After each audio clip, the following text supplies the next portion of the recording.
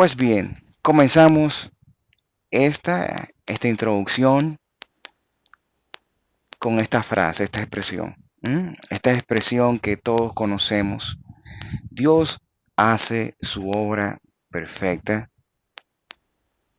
a través de personas imperfectas como tú y como yo. ¿Mm?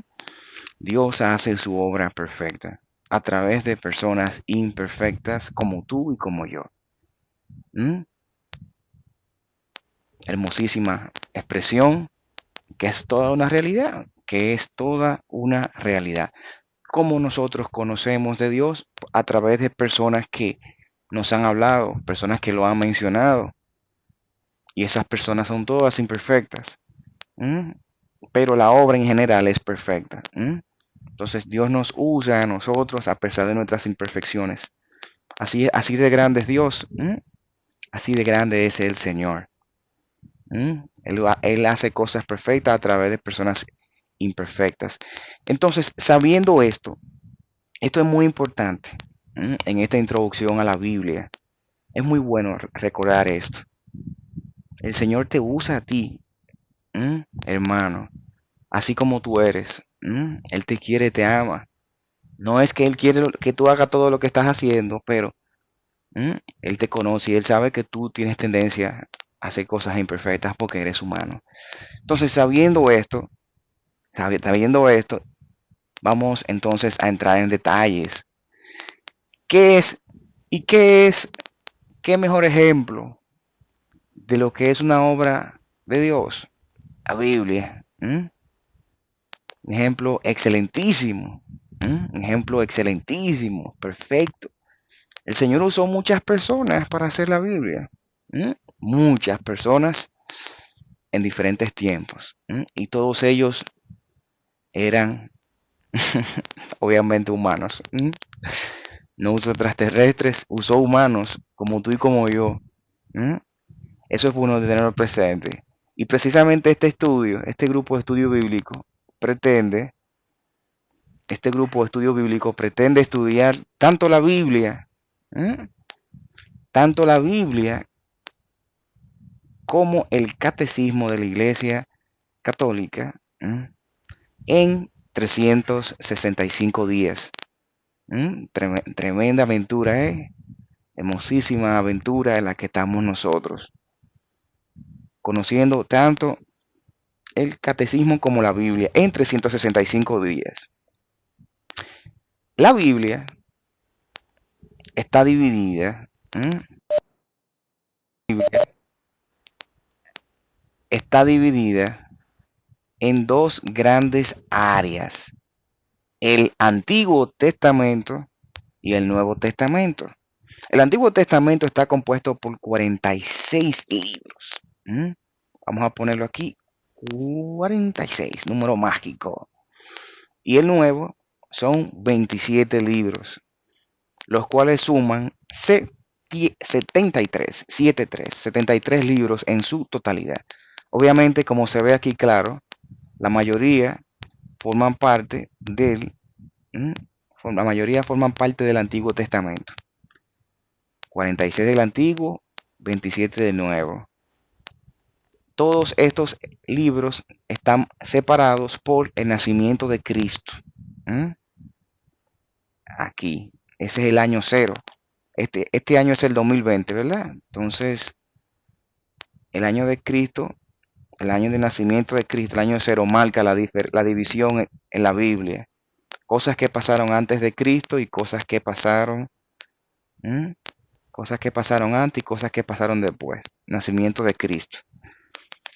Entonces, en esta Biblia, o mejor dicho, en este programa de estudio bíblico, el que vamos a estar siguiendo ahora, en este programa que estaremos siguiendo ahora, nosotros vamos a estar trabajando no de manera lineal, todos los libros en el orden así, de que primero, segundo, tercero, y después que acabemos todo esto, comenzamos con esto. No, vamos a seguir un orden diferente. Y en este orden que vamos a seguir, en este orden que vamos a seguir, Vamos a mostrar el estudio bíblico. En este orden que vamos a seguir, vamos a partir de la idea de que el Antiguo Testamento, ¿eh? es un misterio. O sea, los libros del Antiguo Testamento son en conjunto un misterio que solamente es revelado aquí, en el Nuevo Testamento. Aquí mismo, aquí de este lado, aquí, de este lado, en el Nuevo Testamento es que se entiende aquí.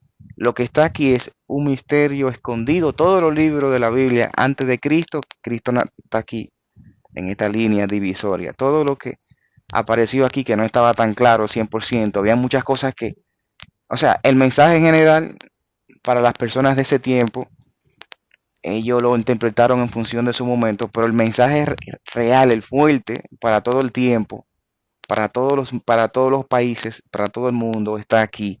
Y Dios lo estaba hablando desde aquí, pero la gente no fueron capaces de visualizarlo.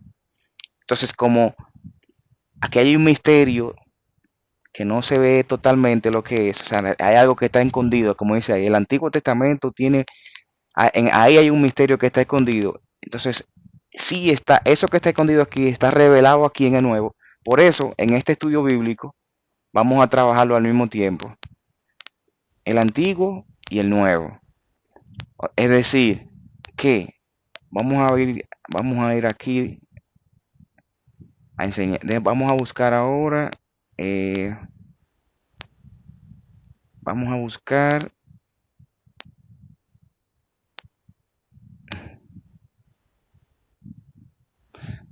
el programa de estudio. Este programa de estudio que está acá, el que mencioné ahorita, ustedes ven que tiene aquí muestra 4 columnas. ¿Se ve bien?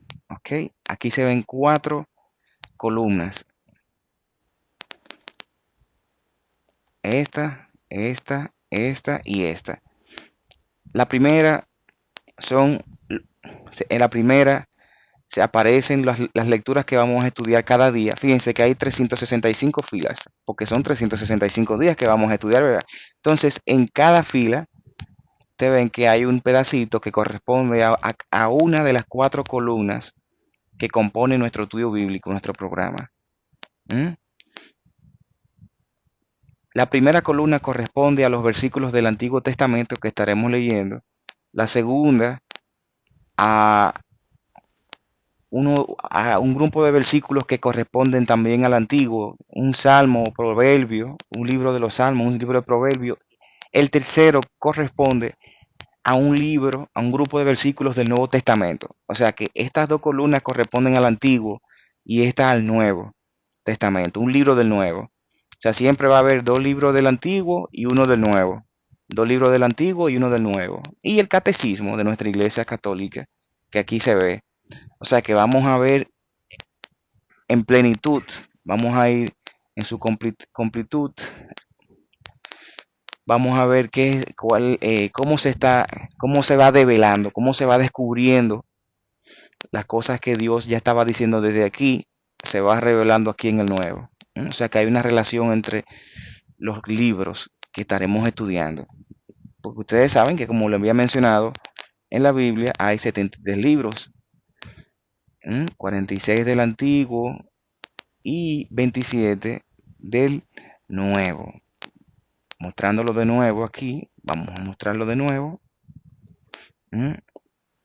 Ven, entonces, esos son los libros. Esos son los 73 libros de la Biblia. Entrando en detalle, repito de nuevo, pero de otra forma. Comenzaremos con dos grupos de libros de aquí y uno de aquí.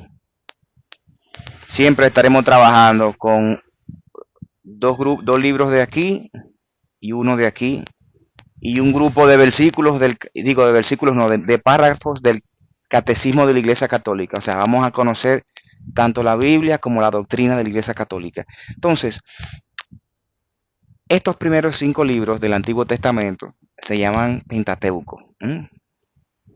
Penta, 5, ¿verdad? 1, 2, 3, 4, 5. Vamos a estudiar estos 5 primero y de los Nuevos Testamentos vamos a estar estudiando estos 4 a lo que le llaman los evangelios. La buena noticia, evangelio, eso es lo que significa evangelio, buena noticia, las buenas noticias de Jesús. Y aquí el Pentateuco, los 5 libros, o como también lo conocían los hebreos, ellos lo conocían, los hebreos son los descendientes de Abraham, los que formaron el país de Israel, de donde viene nuestra religión, todas las religiones cristianas. Los hebreos le llamaban a estos 5 primeros libros el Torá o la Torá, la enseñanza. Realmente esto es un solo libro, pero que estaba dividido en 5 partes. Esto es un solo libro realmente, dividido en 5 pedazos. Esa es la característica principal de aquí de estos libros del Pentateuco, que eso es lo que vamos a estudiar primero. Todos forman parte de una historia en particular, una historia concreta. Y estos 4 se llaman evangelios y conocidos también como evangelios sinópticos. ¿Por qué sinópticos? Porque hay cosas de aquí, hay relatos de Jesús que aparecen aquí. Porque, o sea, estos 4 hablan de Jesús, los 4 hablan de la vida de Jesús, pero lo hablan de diferentes perspectivas y lo escribieron para diferentes personas. Entonces tienen cosas en común. Por eso que se llaman sinópticos, porque tienen cosas en común. Hay cosas que hay aquí que están aquí. Hay historias que están aquí y también están aquí y aquí. Pero también hay cosas que nada más están aquí y no están en ninguno de los otros 3. O sea, hay historias que son comunes a los 4 y hay historias que son particulares a cada uno de ellos. Bien, entonces, sabiendo eso, vamos ahora a introducir lo que son los primeros libros que vamos a estudiar, los del Pentateuco. Y recordemos ahorita, ¿se recuerdan la primera frase con la que abrimos esta introducción?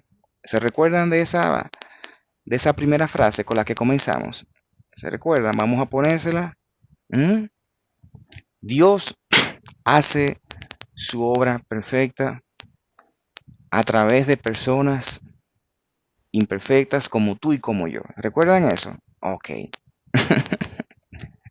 O sea, así como somos, Dios trabaja a través de nosotros. Vamos a presentar ahora 2 piropos. 2 piropos. Esto lo encontré por internet. Es bueno saber, es bueno saber analizar lo que vemos. Esto es muy importante cuando vayamos a estudiar la Biblia, porque la Biblia es un libro muy particular, o un conjunto de libros muy particular. Mire este piropo aquí. Disculpa, esto es un hombre que se lo dedica a una muchacha. Disculpa, me encanta tu sonrisa. ¿Me la podrías repetir? Esta muchacha es su novia. Ok, ¿qué ustedes creen de este piropito? Refleja madurez, ¿verdad? ¿Qué ustedes creen? Por lo que dice ahí, suponiendo que ya ustedes saben que se le está dirigiendo a una muchacha, a una novia, es obvio que ustedes van a decir que por lo que está ahí, eso es un hombre, muy probablemente, que se lo dirige a su novia. Probablemente esa persona es un hombre o cristiano, porque se oye sano, suena sano, no tiene mucha morbosidad, ¿verdad? Se oye sano. O ese hombre es cristiano o un hombre de cierta edad, ¿verdad? Un hombre que, ¿verdad? Un hombre que no es un muchachito muy joven. O sea que lo que está ahí, para usted entenderlo, tiene que pensar en lo que tiene ahí. Para usted entender qué significa eso, usted tiene que imaginarse qué tipo de persona es la que está escribiendo eso y a quién se lo está dirigiendo. Intente ponerse en el lugar en el momento en que esa persona escribió eso. Ese muchacho está enamorado, al menos de su parte física está enamorado, lo podemos afirmar. Ese muchacho está enamorado. O sea que él realmente está interesado en ella, aparentemente. Vamos a ver este. ¿Quién fuera hambre para darte 3 veces al día? ¿Qué ustedes creen de este? ¿Mm? De esta frase. ¿Mm? ¿Qué ustedes creen del autor de esto? Esto yo lo encontré por internet, yo le di a Google piropos y me apareció este también. ¿Qué ustedes creen de la persona que escribió esto? ¿Qué edad usted cree que tiene? ¿Mm? Bueno, realmente, sabiendo nosotros que, o suponiendo que estos dos mensajes, este y el anterior, estaban dirigidos a novias, es obvio que la persona que escribió este era un hombre joven. ¿Mm? Y esta era la forma que él entendía, como él tenía que enamorar a la mujer, era así, y no muy serio. ¿Mm?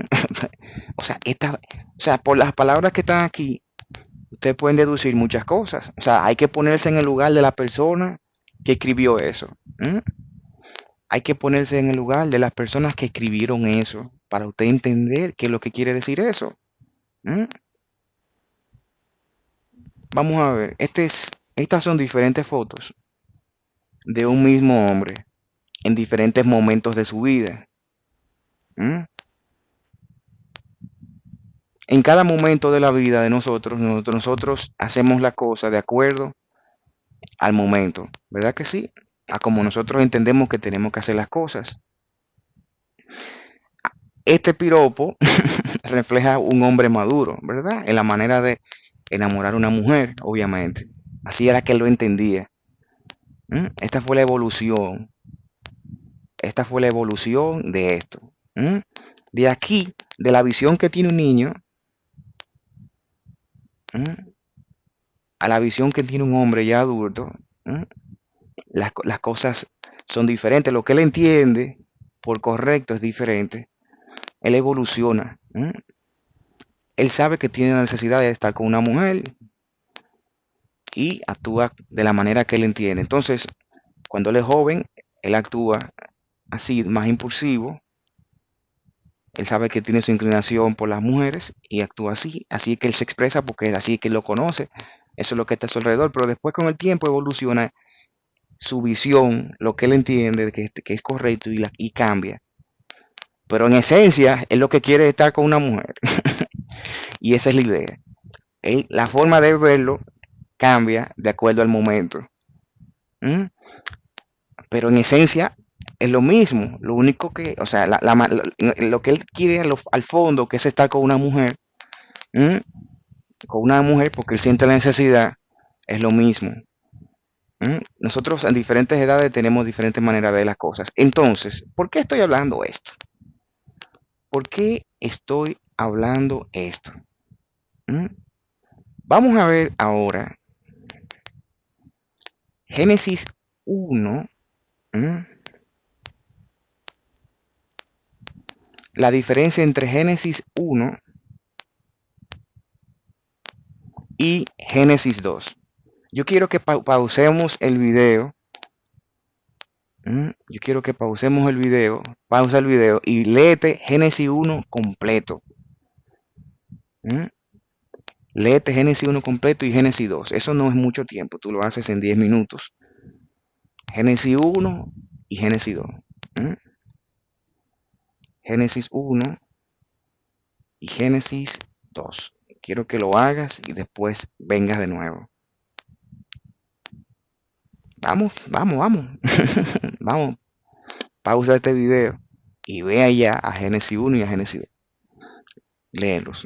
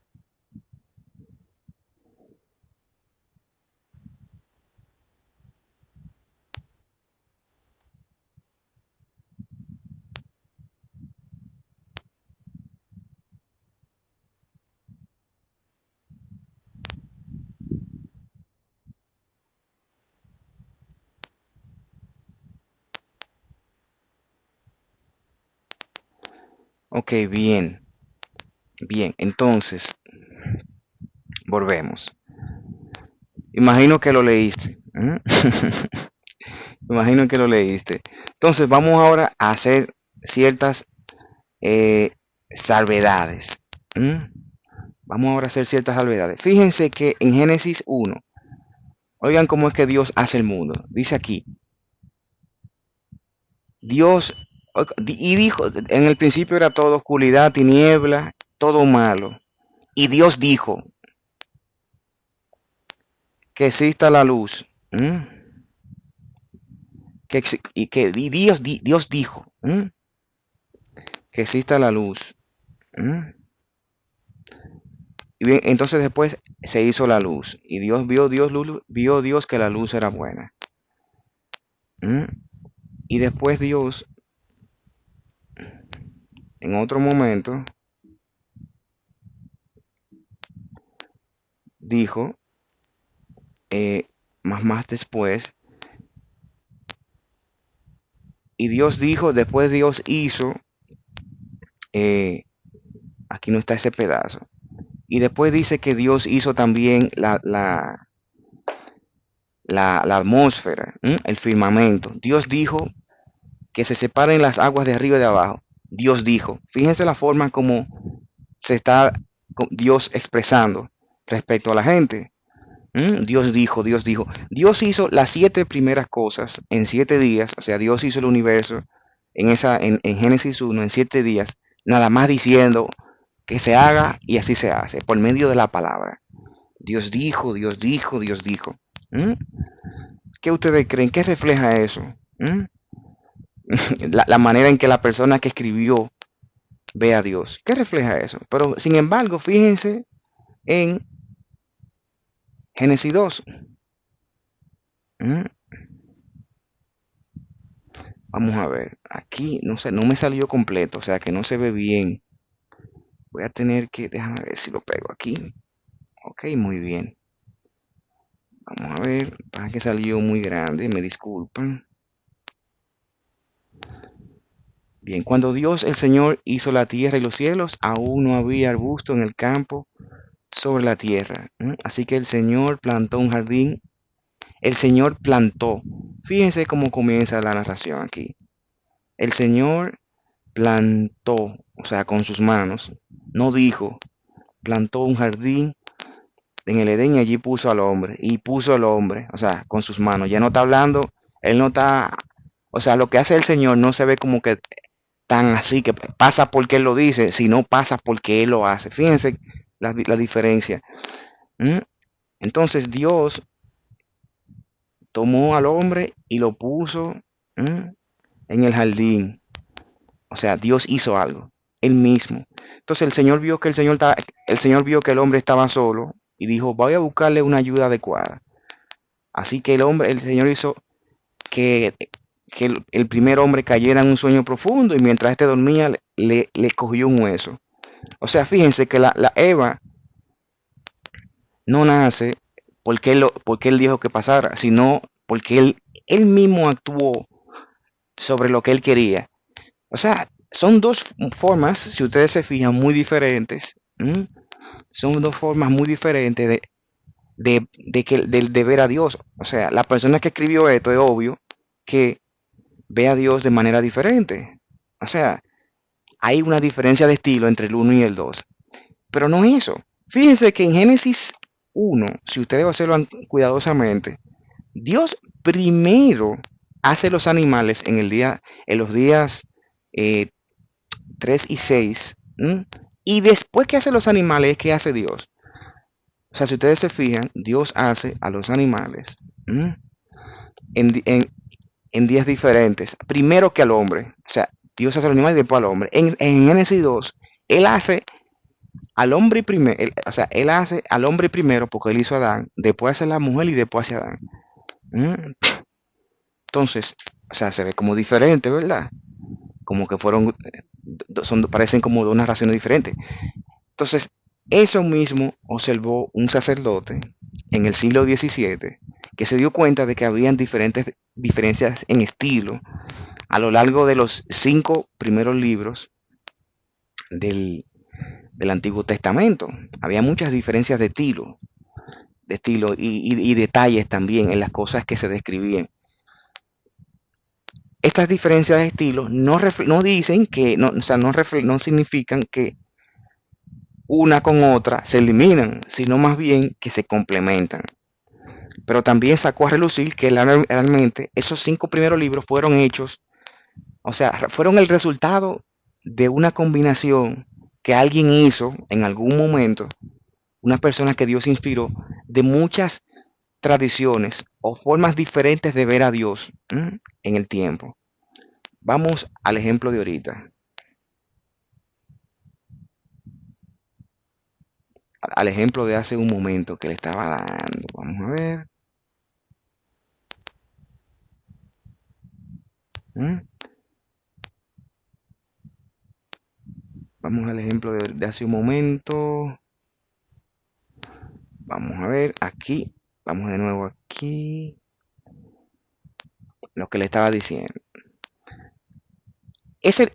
Los 5 primeros libros de la Biblia resultan de la manera en que diferentes personas de un mismo pueblo, es como que si una gente tuviera lo que una gente piensa, ¿verdad? En diferentes momentos, es como las diferentes maneras en que diferentes personas de un mismo pueblo en diferentes momentos pensaban de Dios. ¿Mm? ¿Se recuerdan de esta imagen de ahorita, hace un momento, que yo le dije? Una persona en diferentes momentos cree lo mismo, en el caso de las mujeres, cómo tratar a una mujer. Una persona sabe que un hombre sabe que está inclinado a tratar con mujer y él sabe que él tiene que tomar la iniciativa. Él lo sabe. Pero en diferentes momentos de su vida, él entiende eso, el cómo tratar con las mujeres de diferentes maneras. Entonces, ese libro, esos 5 primeros libros de la Biblia reflejan las maneras diferentes en diferentes momentos en que se veía Dios. Entonces, hubo una persona o un grupo de personas que en el futuro, después que todas las cosas pasaron, porque en la Biblia, primero las cosas se viven y después se escriben. Entonces, hubo una persona o un grupo de personas que en un momento particular recopiló lo que diferentes grupos de personas del pueblo, de ese pueblo, pensaban. Y esas diferentes grupos de personas, lo que ellos pensaban, nosotros le llamamos tradiciones. La tradición, y en la Biblia, en el Antiguo Testamento de manera particular, hay 4 tradiciones. Déjenme mostrársela. Tradición yavista, tradición eloísta, tradición deuteronomista y tradición sacerdotal. Génesis 2, que es la Génesis donde se dice que Dios, Él hace con sus manos al hombre, hace con su mano, Él agarra y saca del polvo y hace el hombre y le da vida, soplándole aire de vida sobre su nariz. Esa tradición, que ellos ven a Dios como si fuera una gente, como si Dios fuera una persona. O sea, no que Dios no es Dios, sino que Dios se manifiesta como una persona y lo ven cercano. A esa tradición se le llama tradición yavista. ¿Mm? Esa tradición se le llama tradición yavista. A ellos les encanta enfocarse, y eso ustedes lo van a ver, en la alianza que hubo entre Yahvé con Abraham y Moisés. ¿Mm? Ellos se enfocan en que Dios actúa. Dios hace las cosas. ¿Se recuerdan lo que yo dije del capítulo 2? Que Dios hace. Dios tomó al hombre y lo puso en el jardín de Edén. Dios hizo tal cosa. Le infundió vida al hombre soplándole. O sea, Dios actúa. Así es como los yavistas ven a Dios. Esa es la tradición yavista.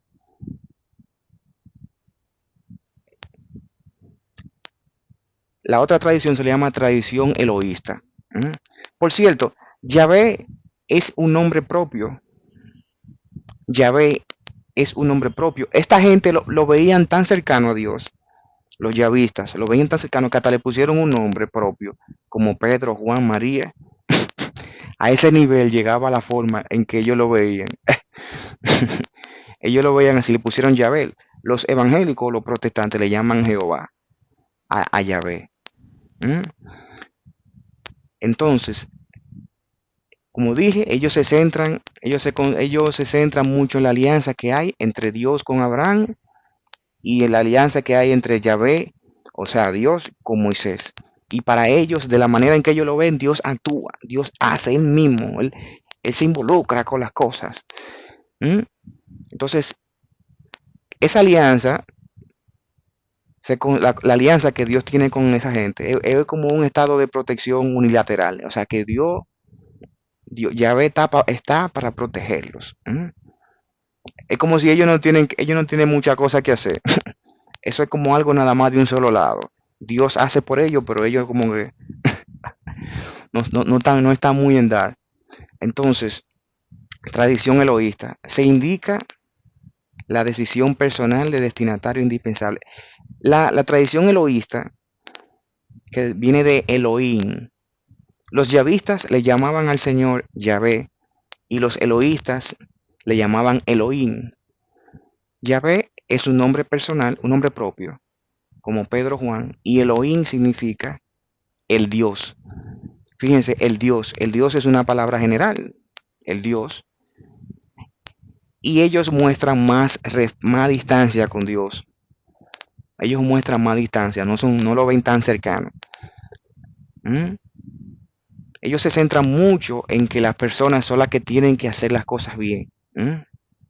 Ellos se enfocan mucho en que eh, o sea, las personas que escribieron, o vamos a decirlo así, las personas que tenían su forma de ver a Dios, o sea, las personas de ese grupo ¿cómo explicarlo de una manera más clara?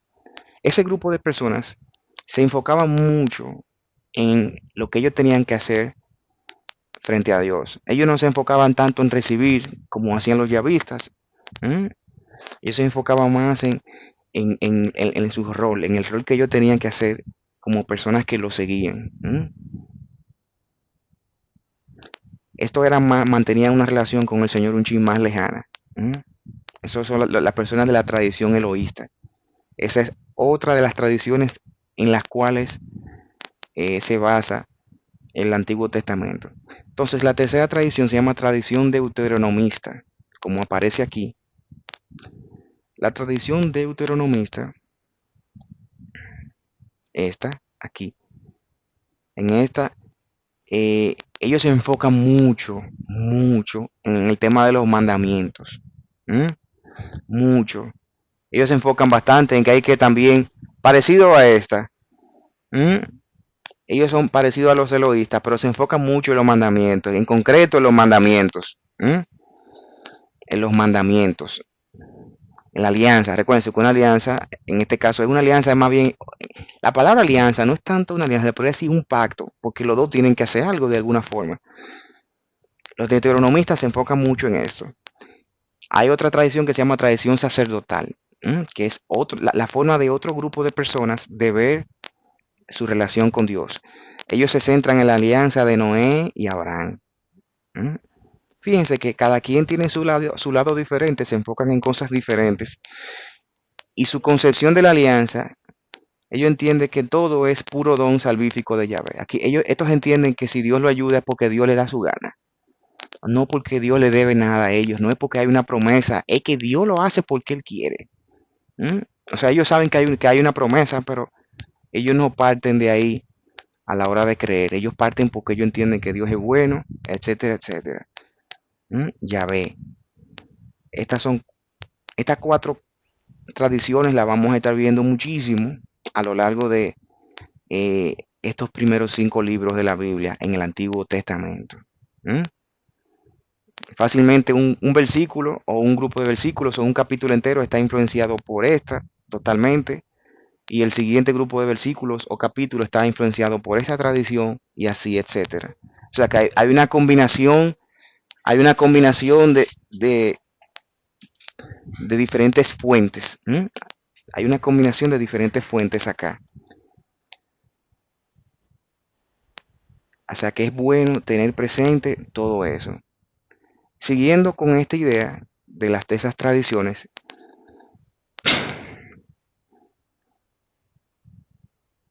fíjense que aquí aparece lo que yo dije. Igual que el hombre, aquí, el ejemplo que yo puse, el hombre piensa cosas diferentes respecto a lo mismo, en momentos diferentes. Entonces, estas personas que formaban parte del mismo pueblo, pensaban diferente. Eh, Vamos a hacer primero, antes de entrar en detalle, yo quiero enseñarles mejor esta línea de tiempo. Vamos a hablar un poco de historia para que ustedes entiendan bien de dónde sale cada cosa. ¿Mm? Si ustedes entienden la historia,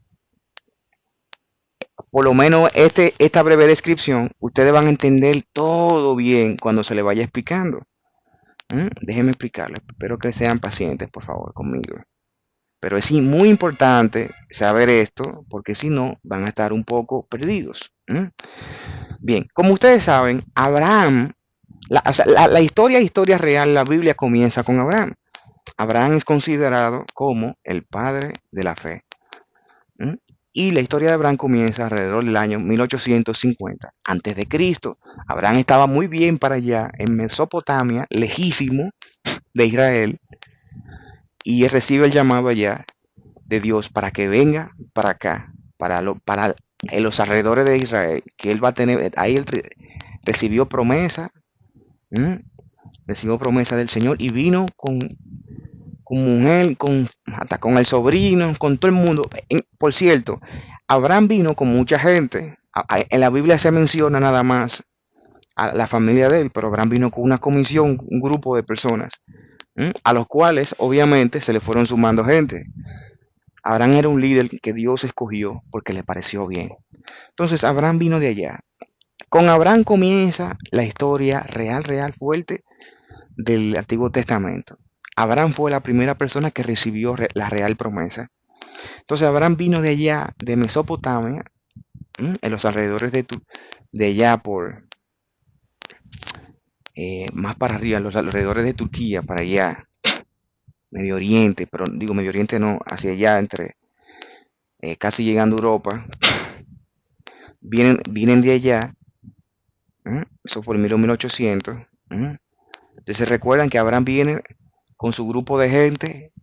Él no llega a entrar a la tierra prometida. O sea, la tierra prometida es donde va a estar Israel en el futuro. ¿Recuerdan? Él no llega a entrar. Dios le dice, ve aquí, ve allá, lo pone a dar muchas vueltas con su gente. Y ahí viene, saben que él tuvo su descendencia se comportó mal y Dios dejó que lo deportaran para Egipto. Lo conquistaron. Digo, ellos fueron a Egipto, mentira, disculpen, ellos fueron a Egipto porque la cosa se puso mala. Fueron para Egipto, allá mucha de la gente también fueron apresadas y se volvieron esclavos allá en Egipto. O sea que la gente que vino con Abraham, ninguno de los que vino con Abraham llegaron a ocupar. Ellos mismos llegaron a ocupar el territorio de Israel, porque se portaron mal. Entonces, allá en Egipto, como ustedes saben, esas personas duran muchísimo tiempo. Dice la Biblia que son 40 años, pero realmente se cree que fueron un poco más, realmente. Pero entonces, en ese tiempo, ellos tuvieron hijos y esas personas, y por cierto, dentro de esa gente, ustedes saben que Moisés fue adoptado, como si fuera egipcio. Él se crió como si no fuera una gente de ese grupo, que ese grupo era un grupo de extranjeros, ellos eran clase baja allá en Egipto. Pero fíjense que ellos estaban destinados a conquistar Israel, pero no pasó. Entonces, ustedes conocen el llamado que tuvo Moisés de sacar a su gente de ahí. A pesar de que él no se crió con esa gente, él desde bebé él fue criado como egipcio. Él sintió el llamado del Señor y lo sacó de allá. Y se fue en destino hacia la tierra que Dios le había prometido al papá de ellos, como ellos le llamaban, Abraham, la promesa de Abraham. Ahí viene el éxodo. Juan, se van de allá, duran 40 años para llegar a la tierra prometida. Ahí, Moisés muere antes de entrar. Como ustedes saben, después ellos ocupan el territorio. Ese territorio estaba ocupado por los cananeos. La tierra prometida que nunca la llegó a ocupar Abraham, estaba ocupada por los cananeos, y entonces la ocuparon así de ocuparon la tierra prometida. En un principio, ellos no se organizaron como, o sea, después que ese grupo, que Josué, porque o sea, Moisés no conquistó, Moisés dirigió el grupo, pero se murió antes de tomar la tierra. Después que tomaron la tierra, quien dirigió el ataque fue Josué, quien andaba obviamente con Moisés. Esas personas ocuparon el territorio. Ese territorio es al que le llamamos en el futuro Israel. Que ese mismo territorio fue el que se le prometió a Abraham, pero ellos son los que por fin lo ocupan. Cuando ellos lo ocupan, ellos no forman un reino. Ellos tienen como un odio aparentemente al tema del sistema de organización de los reinos, y lo que ellos hacen es que forman eh, como una confederación. Se divide eso en 12 tribus, 12 grupos de personas. Y cada uno de esos grupos está encabezado por uno de los hijos de Jacob. Ustedes saben que Jacob es realmente Israel. O sea, una de las personas que está, o sea, uno de los líderes de ese grupo que andaba con Josué era Jacob. Entonces, los descendientes de ellos, de él, cada uno lideró una tribu diferente. Cada uno lideró una parte, una tribu diferente dentro de la tierra prometida. A ese periodo le llaman el periodo de los jueces. O sea, eran 12 jefes en cada área diferente. No eran un solo reino en un principio, eran 12 líderes de 12 áreas diferentes. Judá, que aquí aparece, fue uno de esos territorios. Judá fue uno de esos, y fue por aquí todavía, espérense. Todo eso pasa más o menos hasta aquí. O sea, este es el periodo, por aquí. Aquí fue cuando comenzaron, por fin tomaron Israel, el territorio. Cada quien, o sea, las personas que tomaron el territorio se dividieron en 12 tribus, ¿cómo se llama? Y una de esas tribus es Judá. Y de aquí que viene la palabra judío. La gente que vivían en ese pedazo, en esa parte de lo que le llamaban, a lo que ellos le llamaban, que no tenía un nombre, a eso no tenía un nombre en conjunto, ese terreno. Ellos nada más sabían que eso era la tierra prometida.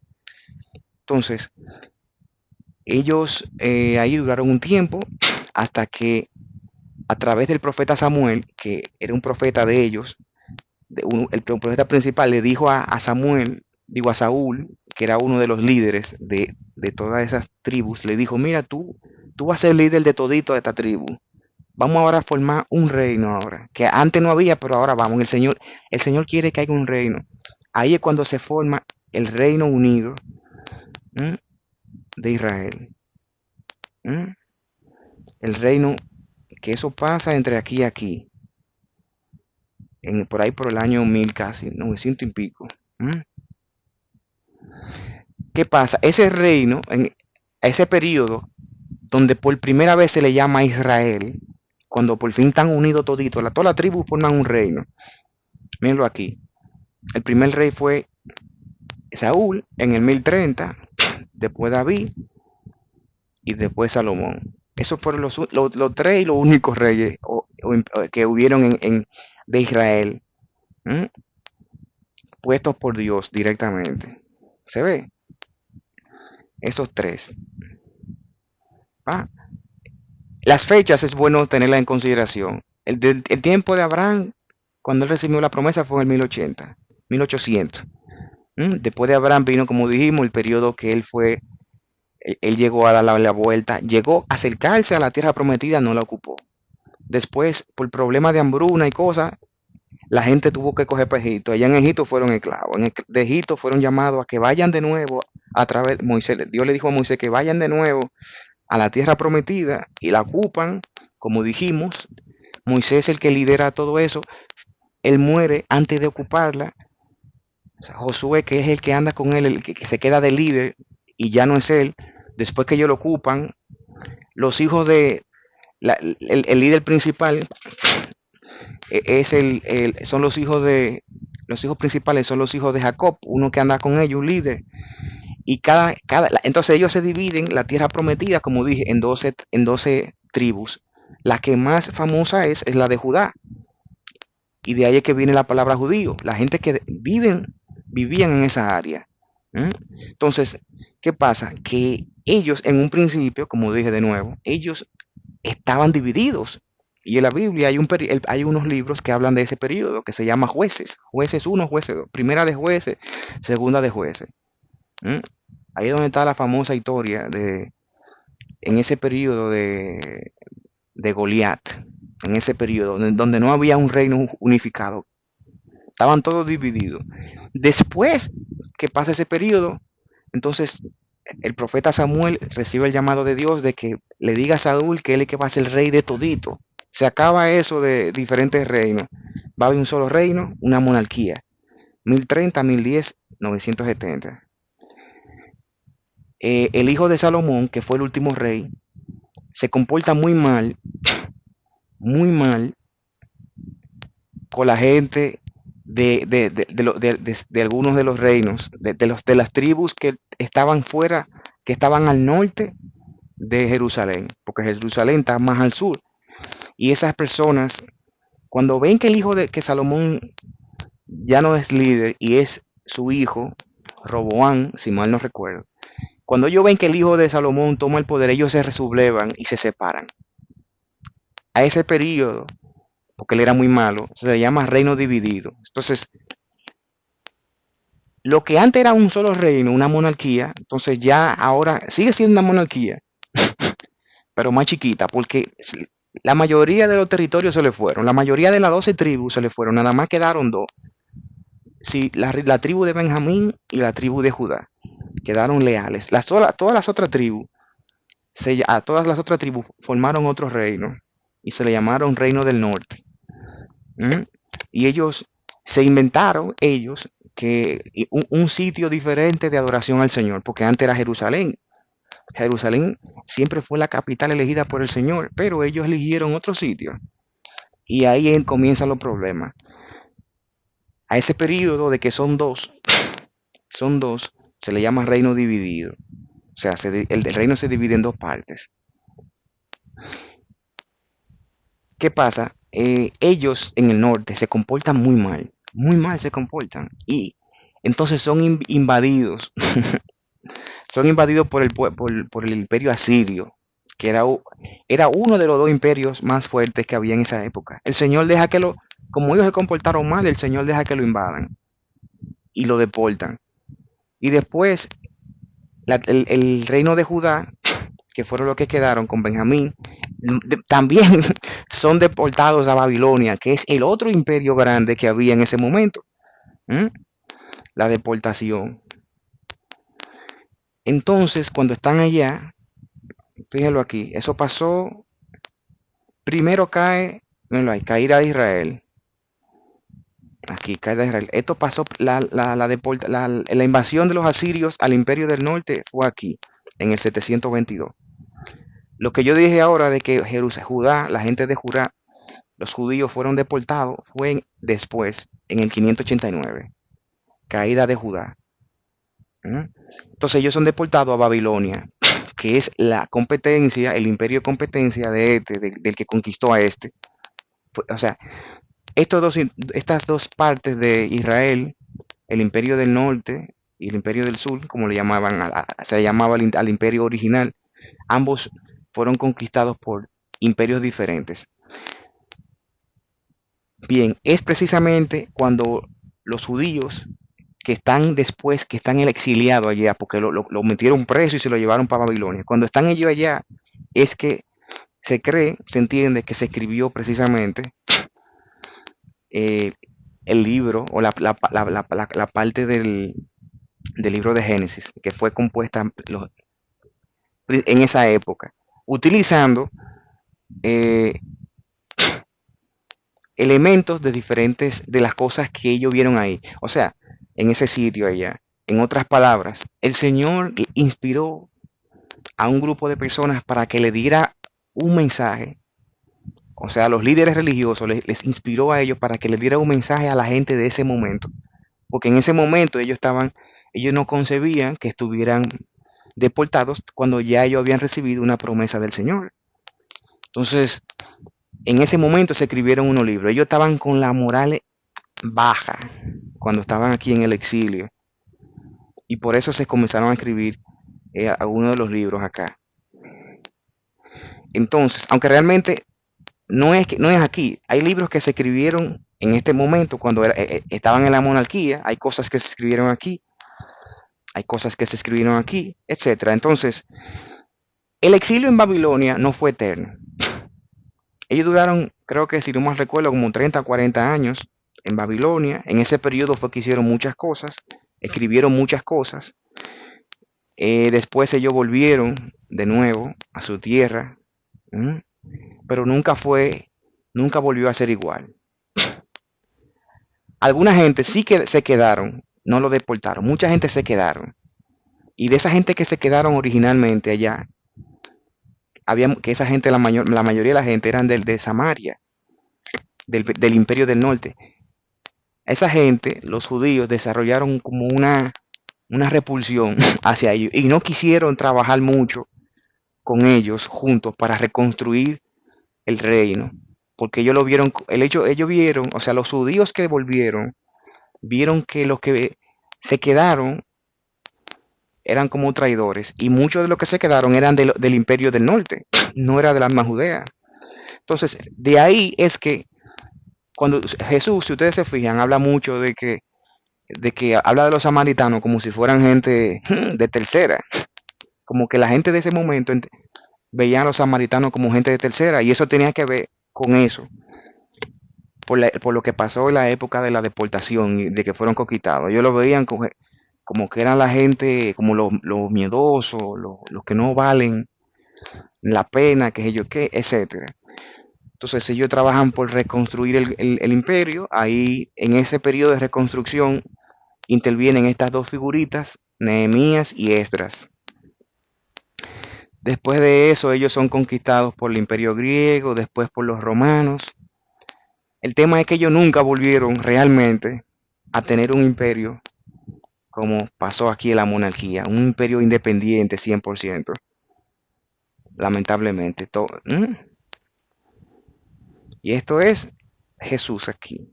Entonces, teniendo esto presente, vamos a ver acá. La tradición ya vista es del siglo X, la época del rey, cuando eran un monasterio, cuando eran una monarquía, época de Salomón. ¿Y eso dónde surgió? En el sur, en Judá. Eso fue antes, eso fue antes de la división. Aquí dice reino del sur, a pesar de que en ese momento no era un reino del sur, porque toditos estaban unidos, realmente es así. Se le llama así reino del sur para uno saber que fue al sur. Entonces, la tradición eloísta que aparece aquí es del siglo IX. O sea que es más, pasó después, cuando el reino del norte, el siglo IX, entre el 900 y el 800. Vamos aquí, entre el 900 y el 800. Que cuando eso ya estaban divididos ya. Estaban divididos, más o menos, cuando eso. La tradición eloísta. Y viene del sur.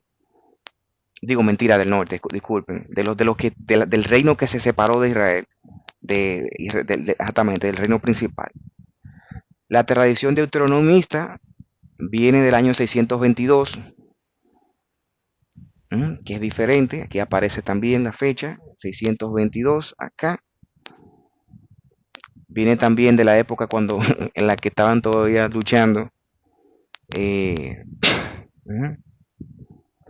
Estaban todavía luchando aquí, o sea, eso fue antes de que fueran deportados, cuando el imperio estaba dividido. Bien, entonces vamos a ver, y aquí la tradición sacerdotal viene del siglo VI, del siglo VI también, de Jerusalén, en Jerusalén. Entonces es bueno saber esto de primera mano, para poder entender de manera particular lo que estamos hablando. Me disculpan quizás por el tiempo que me tomé, pero era preciso que entrara en todos estos detalles de modo que ustedes puedan entender de dónde viene esto. ¿Mm? Entonces, para mí realmente es un placer. Para mí es un placer realmente haber compartido con ustedes esto. Como es un video, pueden volver de nuevo a verlo varias veces. Así pueden desmenuzar, vivirlo. ¿Mm? Al principio quizá sea un poco difícil porque es un poco de información nueva, pero con el tiempo ustedes lo van a manejar bien y va a ser todo fácil. Bien, ok, entonces para mí ha sido un placer realmente. Bendiciones.